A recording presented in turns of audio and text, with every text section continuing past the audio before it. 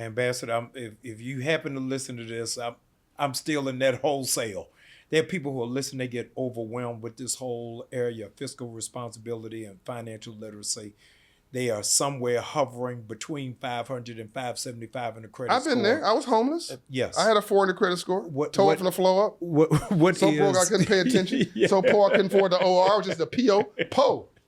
What is the first thing? Knock it off. Yeah, they have a conversation. Sit at home. Yes. The lights don't come on by themselves, kids. Yes. Sit your rear end down. I'm at church.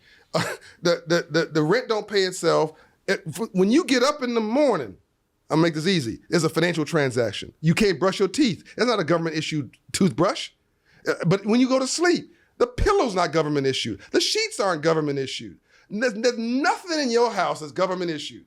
Everything's a financial transaction. Everything in your life is economics. I say when you meet a girl at the club, or you meet a dude at the club, she's fine, or he's handsome. What's your credit score?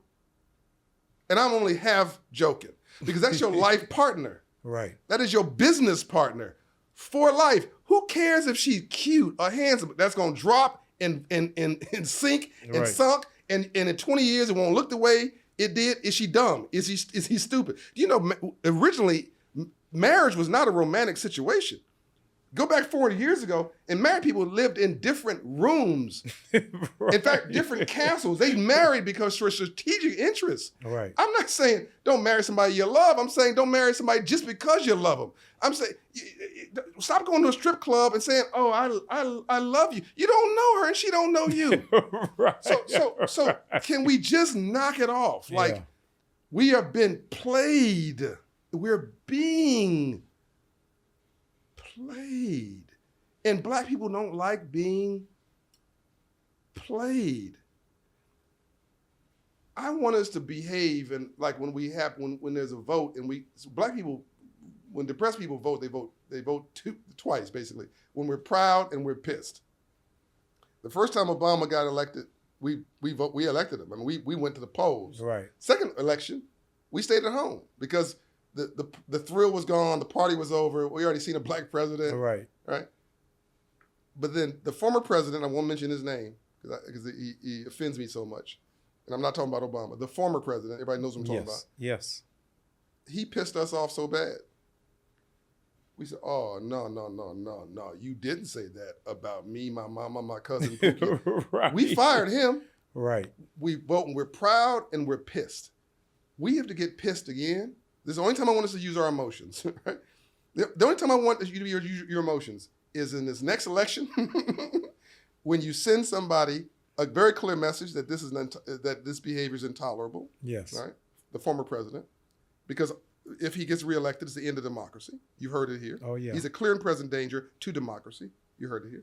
The second time I want you to be emotional, Reverend, is in a relationship. Because if 2 plus 2 does not equal 4, 6, or 8, what are you doing? If you're not better together, then what are you doing? If you pulling somebody, what are you doing? So let's make financial literacy simple. Here's a relationship. If you make the money, you can spend it. There's 4 rules. If you make the money, you can manage it. If you spend the money, you must manage it. But what you cannot do is just spend the money. Now, that wasn't hard. I need everybody to go and reevaluate your relationship because the number one cause of divorce is money. Yeah. The number one cause of domestic abuse is money. The number one cause for heart attacks is stress, and the number one cause for stress is money. You can't run this church without money. My heart hurts. So I want people to reevaluate their relationships, not emotionally, with those four tests. And if your mate and you don't meet that test, you need to have a conversation, non-emotional, non-accusatory, and say this dog don't hunt. We got to work this out because it don't make any sense. It's got to make sense. Make it and spend it. Make it and manage it. Spend it and manage it within a budget. Yeah. But you can't just spend it. You can't just spend it. And then there's some other rules, but I mean, I'm just trying to make this really No, you're doing it. Simple. We called the church to do something a little bit different at New Birth here in Atlanta.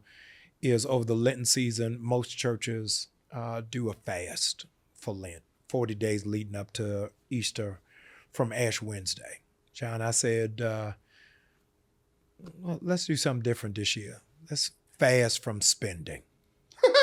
Did somebody try to cut your door in the parking lot? Listen, that's why you saw that security outside when you walked in, is that the radical idea that I am not going to spend my money, but see how it is that I'm going to invest it and save it, was welcome to Star Trek 2.0. This is from a completely different world. Because we substituted money for self-esteem. Woo! The mic has just been dropped. And we think credit cards are money. This is deep. Yeah. Back in our day, it used to be, oh, I can't be broke. I still have checks left. Remember we used to float the check? You write, y'all too young now. You write the check and you send it in the mail. Right. And sometimes you wouldn't put a stamp on it so they'd come back to you and you could tell them, oh, I don't know why that didn't get to you. I forgot to put the date on. Yeah. But today everything's digital, electronic. We think that a credit card's cash. We think it's money. No. That's debt. I have an American Express Black Card. My monthly bill is 6 figures. I have to pay that every month. It stuns me every time I do it. But the way I do it is, this is a reimbursement. This is an allocation to this LLC. This is an allocation for reimbursement from this speech I gave. This is an allocation to this tax account. By the time I get down to it, that 6-figure thing, I owe a very small portion personally, which I've already pre-budgeted. And by the way, I'm getting points on every charge, just so you clear on that. Yes. I'm getting reward points. I used to go to Maui. I go to Maui still, but I used to go to Maui every 6 months, free. The plane ticket was, people like, oh, that's John O'Brien sitting in first class for a free plane ticket. My plane ticket was free. Right. When I used to stay in a hotel before I used to rent place, my hotel was free because I had points. Right. Every time I stayed in a hotel, my rental car was free. I mean, people are somehow proud about spending money. I'm proud about saving it. You don't make money by you don't become wealthy by what you spend. It's what you keep. Not what you make, it's what you keep. You just gave them a gift. You're trying to get them to convert it from just having some cash to building some wealth. This is a radical mind shift. And say, you as a pastor, you can't do this. You need somebody like me to come in as an outsider and just lovingly curse everybody out. Oh, listen, I'm bringing you for a 3-night revival to do that. You can't do that for one day. What you all have just heard, listen to me. I've never said this to you ever before. If you're listening, Linda, listen. You have got to listen to this twice. It's so many napalm bombs that have just been dropped in this last hour. I need you to listen to it. I need your children to listen to it, your friends to listen to it, and I need the people who owe you money to listen to it. This is an absolute game changer. John, I'm glad that you hung out with us on today. You make me better. You can say 2 last things. No, I said this. I started by saying, first of all, I love you. Love you more. And black men need to be able to say that. Straight black men need to be able to say to straight black men, I love you. Right. So I want people to know that I love you and I love what you're doing. And I appreciate you. And I want you to be as successful as you can be. We need as many role models for you out there. We need people to follow your lead. Thank you. But I started this by saying we're sitting in a moment in history. I'm going to end it the same way. And I'm going to say something that I have not yet said in public. I have a book coming out and I have a podcast that's actually launching today with Black Effect Network with Charlemagne and iHeart called John O'Brien on Money and Wealth. Every week I'll be trying to teach in these lessons. Yeah.